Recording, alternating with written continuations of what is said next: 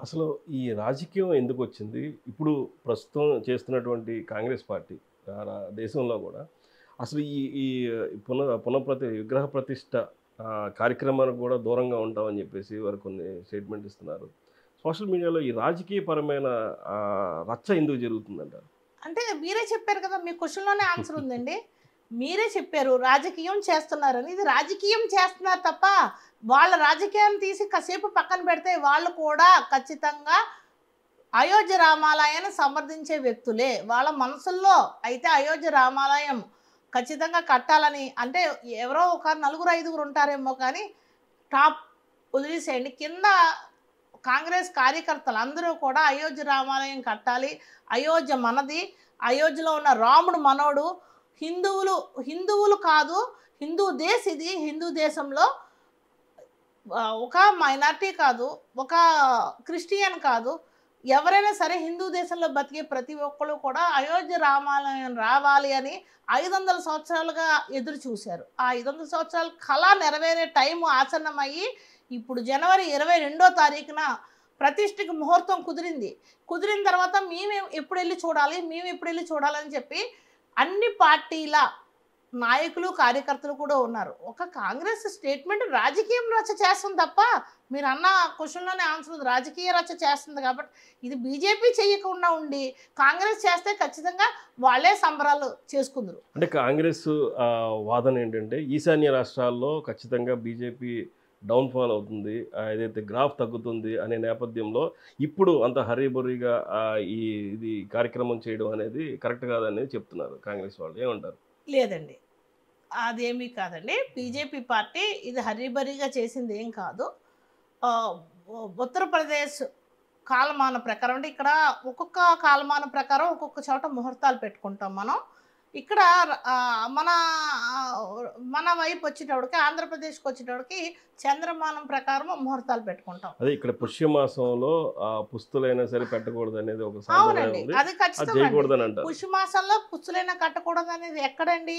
ఆంధ్రప్రదేశ్‌లో ఉంది. కానీ మీరు ఇదే చూసుకోండి, తమిళనాడు వెళ్ళేటప్పటికి తమిళనాడులో అమావాస్య నాడే పని చేస్తారు. మనకు అమావాస్య పనికిరాదు. ఓకే. మీరు అది మీకు తెలుసో లేదో మోహన్ గారు, ఆ! తమిళియన్స్ అందరూ కూడా అమావాస్య నాడు పని మొదలు అవును. పెడతారు. ఐడియా. మనం అమావాస్య నాడు పని మొదలు పెట్టాం. అలాగే ఒక్కొక్క మానం అంటే ఆళ్ళు ఏ మానం ప్రకారం తీసుకున్నారంటే వాళ్ళు తీసుకునేది సూర్యమానం, మనది చంద్రమానం. అలాగే ఇప్పుడు అక్కడ ఉత్తరప్రదేశ్‌లో తీసుకునేది వాళ్ళ మానం ప్రకారం ముహూర్తాలు అక్కడోళ్ళు పెడతారు కానీ, ఓకే. ఉత్తరప్రదేశ్‌లో ప్రతిష్ఠించే రాముడికి తీసుకొచ్చి ఆంధ్రప్రదేశ్‌లో ముహూర్తం పెట్టం కదా! ఓకే. లేదా తమిళనాడుకెళ్ళి పెట్టం కదా! డన్. ఉత్తరప్రదేశ్‌లో చేసేది అది అగస్త్య మానం అని ఉంటుంది. ఆ అగస్త్య మానం ప్రకారం ఉత్తరప్రదేశ్‌లో అక్కడ ఆ మానం ప్రకారం వాళ్ళకి ఆ ముహూర్తం కుదిరిందనమాట అండి. ఇది నాస్తికులు, సెక్యులర్‌గా చెప్పుకునే కొంతమంది హిందువులు, కొంతమంది నాస్తికులు కలిపి దీన్ని ప్రోపగండా ఎట్లా చేస్తున్నారంటే ఏదైనా సరే భారతీయ జనతా పార్టీని అల్లరిపాలు చేయాలి అని ప్రయత్నం చేస్తున్న వృధా ప్రయాస. మీరు అది మానుకోండి. ఇది హిందువులందరూ మనోభావాలు దెబ్బతింటున్నాయి మీరు చేసే పనికి. మీరు హిందువులందరూ కూడా చాలా సంతోషంగా ఉన్నారు. ఒక శంకుస్థాపనలో అక్షంతలో ఇచ్చేసి ప్రతి ఇంటికి అంటే అయోధ్య వెళ్ళి ప్రతి ఊళ్ళో అక్షంతలు తీసుకోలేరు కాబట్టి ఒక ఉద్యమంగా, మహా ఉద్యమంగా ఈ అక్షంతలు ప్రతి ఇంటికి పంపించిన అయోధ్యని మీరు ఈ రోజున ఏం చేశారు అంటే ఒక రకంగా ఈ కోటా బియ్యం అని ఏయో అని మీరు ఇంగితం లేని మాటలు మాట్లాడుతున్నారు. రేపు దేవుడు చూసుకుంటాడు. ఎందుకంటే చాలా ఉదాహరణలు మేము చూసాము. దేవుడిని కించపరిచిన వాళ్ళు ఏమేమయ్యారో అదే పరిస్థితి మీకు పడుతుంది. అది రాకుండా ఉండాలి, మీరు శుభంగా ఉండాలి, మీరు సంతోషంగా ఉండాలని మేము కోరుకుంటున్నాం. కాబట్టి దేవుని అక్షంతలు ఇంటింటికి వస్తే అందరూ కూడా దేవుడి దగ్గర పెట్టుకొని అయోధ్య అక్షంతలు మాకొచ్చినాయి అని ఆనందం పొందుతూ రేపు 22వ తారీఖున మేము చూడలేకపోతే లైవ్లో చూడాలి, అయోధ్య బాలరాముడిని ప్రతిష్టాపన చూడాలి, అలాగే ఒక దీపం మేము పెట్టాలి అని మంచి కాన్సెప్ట్ పెట్టారు.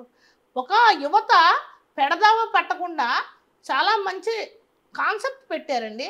దీపం పెట్టమడం అనేది చాలా మంచి పని. మీరు దైవాన్ని పూజించమని చెప్తున్నారు, దేవుణ్ణి పూజించమని చెప్తున్నారు. అయోధ్య రామాలయంలో అక్కడికి వెళ్ళి చూడలేని వాళ్ళకి ఇక్కడ నుంచి దీపం పెట్టుకొని ఆయనకు నమస్కారం పెట్టుకుంటే ఎందుకంటే రాముడు అనేవాడు, మీరు అది మీకు తెలుసో లేదు, రాముడు అనేవాడు పరిపాలించే టైంకి కులం మతం లేదు. ఎస్ మీకు అది చాలా చాలా అట్లా నేను చదివాను. రాముడు అనేవాడు పరిపాలించడానికి కులం మతం లేదు, కేవలం వర్ణం మాత్రమే ఉంది. వర్ణంతోనే పరిపాలించాడు. కాబట్టి ఈ రోజున ఆయన ఆ వర్ణంతో పాటు పరిపాలించాడు కాబట్టి కులం మతం లేదు. కాబట్టి క్రైస్తవుడు అడుగుతున్నాడు, ముస్లిం అడుగుతున్నాడు, హిందువు అడుగుతున్నాడు. అంటే ఇది హిందుస్థాన్. హిందువుగా బతికే ముస్లిం, హిందుస్థాన్లో బతికే ప్రతి ముస్లిం కూడా రాముణ్ణి అక్కడ రామాలయం కట్టాలి అని చెప్పి స్వాగతించారు. ఎంతోమంది డొనేషన్స్ పంపించారు ముస్లిమ్సే. దీన్ని మనం గర్వంగా చెప్పుకోవాలి. ఇది కొంతమంది నాస్తికులు చేసే పనిని మనం తీవ్రంగా ఖండించాలి. అలాగే ఎలాగ ఖండిస్తున్నారు, మీరు ఆప్ చేద్దామని ఈ ఉద్యమం ఆగట్లే, మహా ఉద్యమంగా వెళ్ళింది. ఈరోజు దేశవ్యాప్తంగా మాత్రమే కాదు, ప్రపంచవ్యాప్తంగా ప్రపంచంలో ఉన్న హిందువులందరూ ఎక్కడెక్కడ ఉన్నా సరే చాలా ఆతృతగా ఎదురు చూస్తున్నారు. ఎందుకంటే రేపు 22వ తారీఖున బాలరాముడు ప్రతిష్ట మేము చూడాలి, మాకు చూపించండి, మాకు అయోధ్య ఒక్కసారైనా వెళ్ళే అదృష్టం రావాలి అన్నది ప్రతి ఒక్కరూ కూడా చేస్తున్నారు. కాబట్టి ఇది ఖచ్చితంగా ప్రతి ఒక్కరూ అయోధ్యకు వెళ్ళే అవకాశం వస్తుంది, కొంచెం వెనక ముందు. ఎందుకంటే ఈ క్రౌడ్లో వెళ్ళినా ఒక ట్రైన్ ఏర్పాటు చేశారు, ట్రైన్స్ ఏర్పాటు చేశారు.